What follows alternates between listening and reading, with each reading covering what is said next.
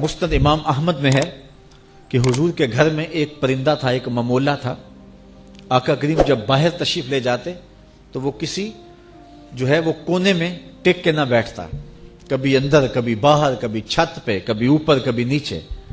اور آقا کریم جب دوبارہ گھر میں تشریف لاتے فساکنا، تو اس کے دکھی دل کو قرار آ جاتا، وہ ایک گوشے میں بیٹھ کے حضور کی زیارت کیا کرتا۔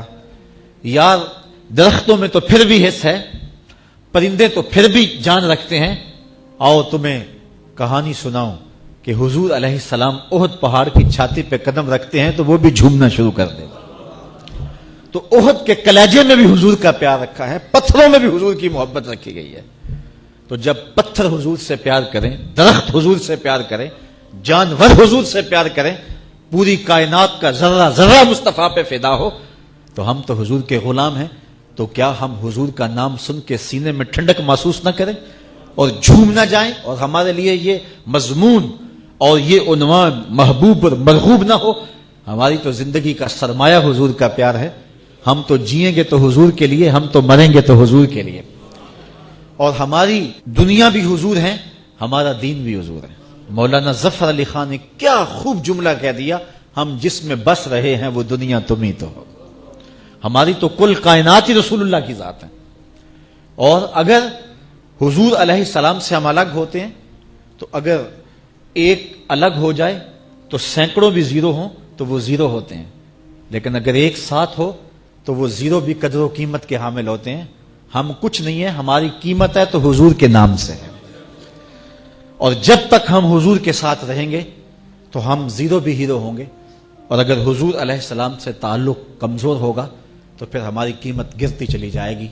تو ہمارا سارا وزن اور ہماری ساری قیمت حضور علیہ السلام کے نام سے ہے۔ اقبال نے یہ خلاصہ بیان کیا کہ اگر تم پست کو بالا کرنا چاہتے ہو اور اگر تم پستیوں کو بلندیاں دکھانا چاہتے ہو تو ایک ہی نسخہ ہے، اور یہ نسخہ کیمیا ہے کہ حضور علیہ السلام کے ساتھ جڑ جاؤ تو زمانے میں سرخود ہو جاؤ گے اور کامیاب ہو جاؤ گے۔ اور جو لوگ حضور علیہ السلام کے ساتھ وابستہ ہوئے پھر انہوں نے عزتیں پائی۔ آپ سے ایک سادہ سوال پوچھتا ہوں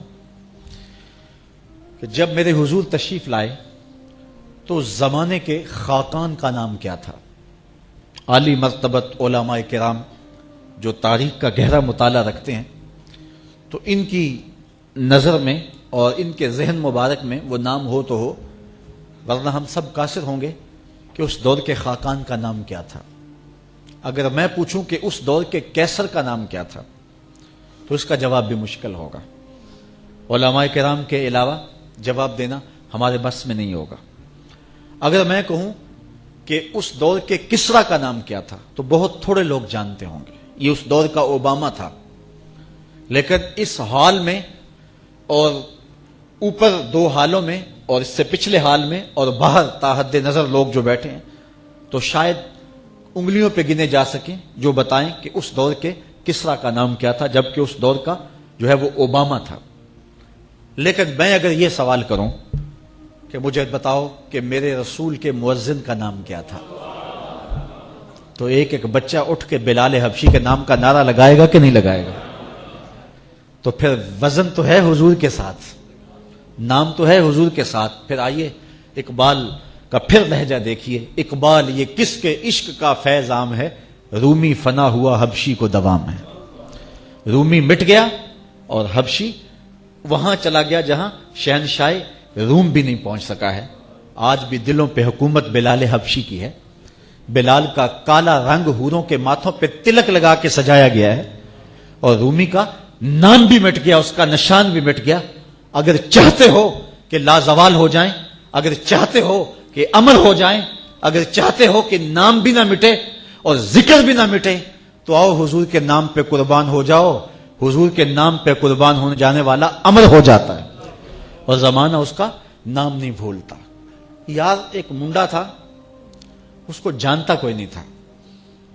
میں نے اس کے محلے کے لوگوں سے پوچھا ہے، چند اس کے جو قربت والے لوگ تھے اور وہ جانتے تھے، وہ کہتے ہیں بچپن میں باہر نکل گیا اور ہمیں نہیں پتا کہ اس نام کا لڑکا بھی ہے۔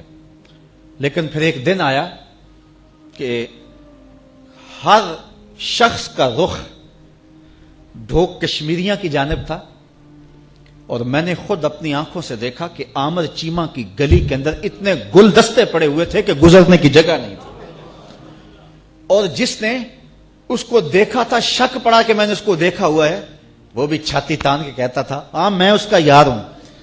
یار اسے تو کوئی جانتا نہیں تھا، لیکن زمانہ اس کا یار بن رہا ہے، اور لوگ جو اس کے والد سے دور کی شناسائی رکھتے ہیں وہ بھی کہتے ہیں جی میرے بڑے پرانے تعلقات ہیں، یہ تعلقات کیسے جاگے اور یہ کس طرح شناسائی ہوئی؟